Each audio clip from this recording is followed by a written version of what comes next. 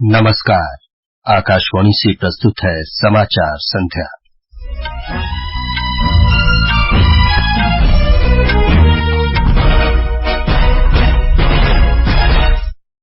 संसद का बजट सत्र 31 जनवरी से शुरू होगा। प्रधानमंत्री नरेंद्र मोदी कल महाराष्ट्र के नासिक में राष्ट्रीय युवा महोत्सव का उद्घाटन करेंगे। भारतीय रिजर्व बैंक के गवर्नर ने कहा, डिजिटल मुद्रा अपनाने से विदेशों में तेज, कुशल और किफायती भुगतान संभव होगा।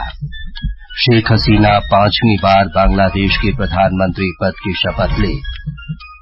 मौसम विभाग ने कहा, अगले 4 दिन पश्चिमोत्तर भारत के कुछ हिस्सों में घना कोहरा जारी रहेगा और 3 मैचों की श्रृंखला के पहले T20 क्रिकेट मुकाबले में अफगानिस्तान ने भारत के सामने 159 रन का लक्ष्य रखा।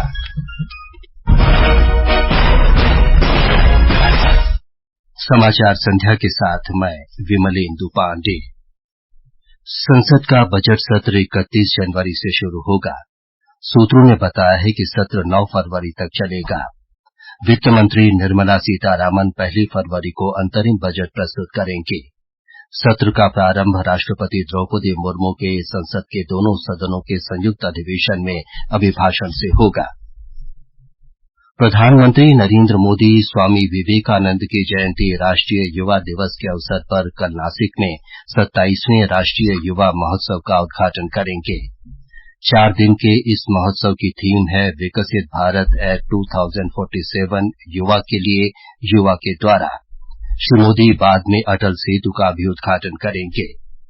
श्री मोदी ने दिसंबर 2016 में इस पुल की आधारशिला रखी थी। समुद्र में बना ये भारत का सबसे लंबा सी ब्रिज है। यात्रा के समापन पर श्री मोदी नवी मुंबई में जनसभा को संबोधित करेंगे। श्री मोदी 12,700 करोड़ रुपए से ज्यादा की लागत वाली विभिन्न परियोजनाएं राष्ट्र को समर्पित करेंगे और आधारशिला रखेंगे।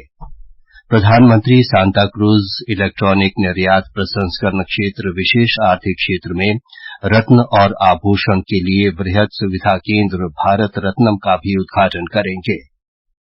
प्रधानमंत्री नमो महिला सशक्तिकरण अभियान शुरू करेंगे।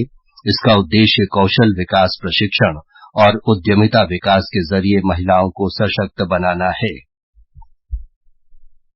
राष्ट्रपति द्रौपदी मुर्मू ने आज स्वच्छता सर्वेक्षण पुरस्कार प्रदान किए। 1 लाख से अधिक जनसंख्या वाले शहरों की श्रेणी में इंदौर और सूरत को स्वच्छता सर्वेक्षण 2023 में स्वच्छ नगरों के पुरस्कार से सम्मानित किया गया। इंदौर ने लगातार 7वीं बार ये पुरस्कार जीता है। इसी श्रेणी में नवी मुंबई को तीसरा स्थान प्राप्त हुआ। नई दिल्ली के भारत मंडपम में केंद्रीय आवासन और शहरी कार्य मंत्री हरदीप सिंह पुरी और अन्य अधिकारियों की उपस्थिति में स्वच्छ सर्वेक्षण 2023 पुरस्कार प्रदान किए गए। इस अवसर पर राष्ट्रपति ने कहा कि स्वच्छ भारत मिशन लाखों लोगों को आजीविका प्रदान करता है। राष्ट्रपति ने देश के युवा वर्ग से भारत को विश्व में स्वच्छ देश बनाने की दिशा में योगदान देने की अपील की। यदि हमारी युवा पीढ़ी ठान ले कि सभी शहरों को और पूरे देश को स्वच्छ होता रखना है, तो निश्चय ही वर्ष 2047 का भारत विश्व के सर्वाधिक स्वच्छ देशों में शामिल होकर अपनी स्वाधीनता की शताब्दी मनाएंगे। मैं देश के सभी युवाओं से आग्रह करती हूँ कि वे भारत को विश्व का सबसे साफ सुथरा देश बनाने के बड़े लक्ष्यों के साथ आगे बढ़ें और स्वर्णिम भारत का निर्माण करें। जम्मू कश्मीर में श्री माता वैष्णो देवी के आधार शिविर कटरा को 1 लाख से कम आबादी की जनसंख्या वाले केंद्र शासित प्रदेश की श्रेणी में सर्वश्रेष्ठ स्वच्छ शहर के रूप में सम्मानित किया गया है। भारत और अमेरिका ने आज समुद्री सुरक्षा चुनौतियों, विशेषकर लाल सागर क्षेत्र पर चर्चा की।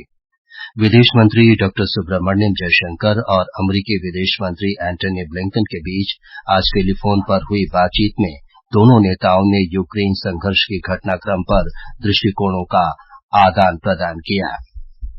श्री जयशंकर ने आज ऑस्ट्रेलिया के विदेश मंत्री पेनी वॉग से टेलीफोन पर बातचीत की। एक सोशल मीडिया पोस्ट में डॉ जयशंकर ने कहा कि उन्होंने क्वाड सहित भारत और ऑस्ट्रेलिया के बीच सहयोग पर चर्चा की। ये समाचार आप आकाशवाणी से सुन रहे हैं। कानूनी मदद और सलाह दिलाती, टेलीलॉ हमें सही राह दिखाती। अब टेलीलॉ के माध्यम से न सिर्फ घर बैठे मुफ्त कानूनी सलाह ले सकते हैं, बल्कि अनुभवी वकीलों से कोर्ट में कानूनी सहायता भी पा सकते हैं। तो डाउनलोड करें आज ही tele law for citizens mobile app अथवा लॉग इन करें www.tele-law.in या अपने नजदीकी CSC सेंटर से संपर्क करें। न्याय विभाग भारत सरकार द्वारा जनहित में जारी। ये आकाशवाणी है।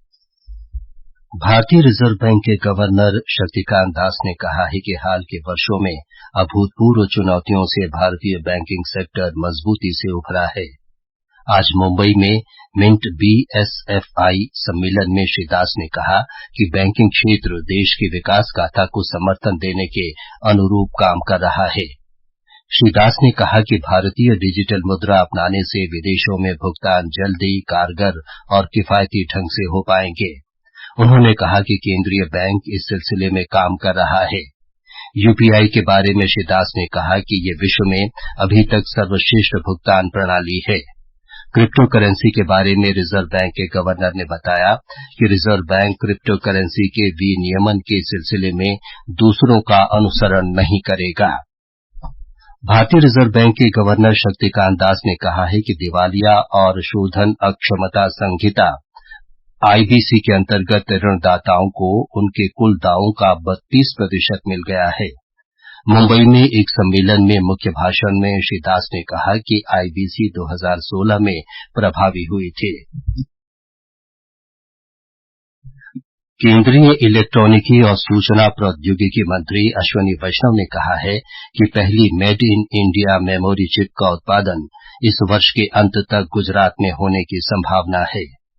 गांधीनगर में वाइब्रेंट गुजरात वैश्विक सम्मेलन में सेमीकंडक्टर और इलेक्ट्रॉनिकी पर एक संगोष्ठी को संबोधित करते हुए श्री वैष्णव ने कहा कि गुजरात में माइक्रोन का निवेश भारत में सेमीकंडक्टर व्यवस्था बनाने का मार्ग प्रशस्त करेगा। उन्होंने दक्षिण कोरियाई दिग्गज सिमटेक और गुजरात सरकार के बीच समझौता ज्ञापन का स्वागत किया। सेमीकंडक्टर खुद रॉ मटेरियल है, उसका जो रॉ मटेरियल है वो 250 के आसपास चीजें होती है। उन चीजों के में सबसे बड़ी चीज होती है सबस्ट्रेट। उसका दुनिया का सबसे बड़ा मैन्युफैक्चरर है सिमटेक। सिमटेक ने आज गुजरात सरकार के साथ और भारत सरकार के साथ MOU साइन किया कि उनका प्लांट भी सानंद में लगे। वित्त मंत्री निर्मला सीतारामन ने कहा है कि गिफ्ट सिटी 2047 तक विकसित भारत के दृष्टिकोण को साकार करने का प्रवेश द्वार होगा।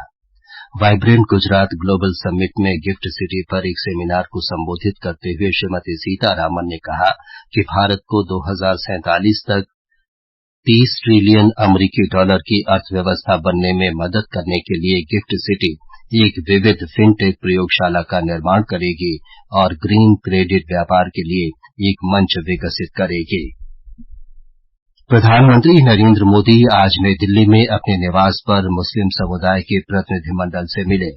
बातचीत के दौरान श्री मोदी ने उन्हें पवित्र चादर भेंट की, जिसे अजमेर शरीफ दरगाह में ख्वाजा मोइनुद्दीन चिश्ती के उर्स के दौरान चढ़ाया जाएगा। इस अवसर पर अल्पसंख्यक मामलों की मंत्री स्मृति ईरानी भी मौजूद थीं। सूचना और प्रसारण तथा युवा कार्य और खेल मंत्री अनुराग सिंह ठाकुर ने कहा है कि विकसित भारत संकल्प यात्रा सच्चे लोकतंत्र का एक उदाहरण है, जिसमें केंद्र सरकार लोगों तक पहुंच रही है। वे मुंबई के बायकुला क्षेत्र में सूचना, शिक्षा और संचार वाहन रवाना करने के कार्यक्रम में बोल रहे थे। बिहार में विकसित भारत संकल्प यात्रा कार्यक्रम को लेकर लोगों की उत्साहजनक प्रतिक्रिया मिली है। ग्रामीण और शहरी दोनों क्षेत्रों में लोगों की भीड़ कार्यक्रमों में जुट रही है। अब तक इन कार्यक्रमों में 31 लाख से अधिक लोगों की भागीदारी देखने को मिल रही है। ब्यौरा हमारे संवाददाता से। गांव से लेकर कस्बों तक विकसित भारत संकल्प यात्रा की गाड़ियां जहां जहां कार्यक्रम के लिए पहुंच रही हैं, हर तबके के लोग वहां कार्यक्रमों को सुनने और सशक्त होने के लिए पहुंच रहे हैं। समाज के वैसे वर्ग के लोग जो अब तक वंचित थे, उनके लिए यह कार्यक्रम वरदान साबित हो रहा है। इस अभियान के दौरान बड़ी संख्या में लाभार्थियों को आयुष्मान भारत गोल्डन कार्ड प्रदान किए गए हैं। बिहार में विकसित भारत संकल्प यात्रा कार्यक्रमों के दौरान ग्रामीण इलाकों में 1,70,000 से अधिक आयुष्मान कार्ड प्रदान किए गए हैं। कार्यक्रम के दौरान आयोजित होने वाले विशेष सत्र मेरी कहानी मेरी जुबानी से इसकी झलक देखने को मिल रही है। ज्योति देवी मेरा नाम है। हम आयुष्मान कार्ड बनाए हैं। ये आयुष्मान कार्ड में हमको बहुत फायदा हुआ है, क्योंकि सरकारी योजना है ये, और जो भी इलाज होता है फ्री हो जाता है। 5 लाख का बीमा कराया हुआ है। धर्मेंद्र कुमार राय, आकाशवाणी समाचार, पटना। उत्तर प्रदेश के मुख्यमंत्री योगी आदित्यनाथ ने आज अहमदाबाद से अयोध्या के लिए सीधी विमान सेवा का वर्चुअल माध्यम से उद्घाटन किया। केंद्रीय नागर विमानन मंत्री ज्योतिरादित्य सिंधिया भी वर्चुअल माध्यम से इसमें शामिल हुए। इस अवसर पर मुख्यमंत्री ने कहा कि आज से कुछ वर्ष पहले विमान से अयोध्या आना एक सपना था, लेकिन प्रधानमंत्री नरेंद्र मोदी ने इस सपने को साकार किया है। ये समाचार हमारी वेबसाइट newsonair.gov.in और हमारे mobile app news on AIR पर भी उपलब्ध है। समाचार संध्या में आपका फिर स्वागत है। बांग्लादेश में आवामी लीग की अध्यक्ष शेख हसीना ने आज शाम 5वीं बार देश की प्रधानमंत्री के रूप में शपथ ली। राष्ट्रपति मोहम्मद शहाबुद्दीन ने ढाका के बंग भवन में प्रधानमंत्री और नए मंत्रिमंडल के सदस्यों को पद और गोपनीयता की शपथ दिलाई। प्रधानमंत्री के रूप में श्रीमती हसीना का ये लगातार चौथा कार्यकाल होगा। 76 वर्षीय शेख हसीना बांग्लादेश की 12वीं प्रधानमंत्री हैं। इससे पहले दोपहर में राष्ट्रपति मोहम्मद शहाबुद्दीन ने 25 मंत्रियों और 11 राज्य मंत्रियों को नए मंत्रिमंडल का सदस्य नियुक्त किया। मोहाली में 3 मैचों की T20 क्रिकेट श्रृंखला के पहले मैच में अफगानिस्तान ने भारत को जीत के लिए 159 रन का लक्ष्य दिया है। ताजा समाचार मिलने तक भारत ने तीसरे ओवर में 1 विकेट के नुकसान पर 9 रन बना लिए थे। इससे पहले अफगानिस्तान ने निर्धारित 20 ओवर में 5 विकेट पर 158 रन बनाए। मौसम विभाग ने देश के उत्तर पश्चिमी हिस्सों में अगले 4 दिन तक घना कोहरा जारी रहने का अनुमान व्यक्त किया है। पंजाब, हरियाणा और उत्तर प्रदेश के कुछ हिस्सों में काफी घना कोहरा रहने की संभावना है। हिमाचल प्रदेश, उत्तराखंड, बिहार, पश्चिम बंगाल, सिक्किम और मध्य प्रदेश में कल तथा मेघालय, मिजोरम और त्रिपुरा में अगले 4 दिन तक घना कोहरा रह सकता है। वर्तमान वित्त वर्ष में अब तक प्रत्यक्ष कर संग्रह 17 लाख करोड़ रुपए से अधिक हुआ है। ये पिछले वर्ष की समान अवधि के सकल संग्रह से लगभग 17% अधिक है। अंत में मुख्य समाचार एक बार फिर। संसद का बजट सत्र 31 जनवरी से शुरू होगा। प्रधानमंत्री नरेंद्र मोदी कल महाराष्ट्र के नासिक में राष्ट्रीय युवा महोत्सव का उद्घाटन करेंगे। भारतीय रिजर्व बैंक के गवर्नर ने कहा, डिजिटल मुद्रा अपनाने से विदेशों में तेज, कुशल और किफायती भुगतान संभव होगा। शेख हसीना ने 5वीं बार बांग्लादेश के प्रधानमंत्री पद की शपथ ली। मौसम विभाग ने कहा, अगले 4 दिन पश्चिमोत्तर भारत के कुछ हिस्सों में घना कोहरा जारी रहेगा और 3 मैचों की श्रृंखला के पहले T20 क्रिकेट मुकाबले में अफगानिस्तान ने भारत के सामने 159 रन का लक्ष्य रखा। इसके साथ ही समाचार संध्या का ये अंक समाप्त हुआ। नमस्कार।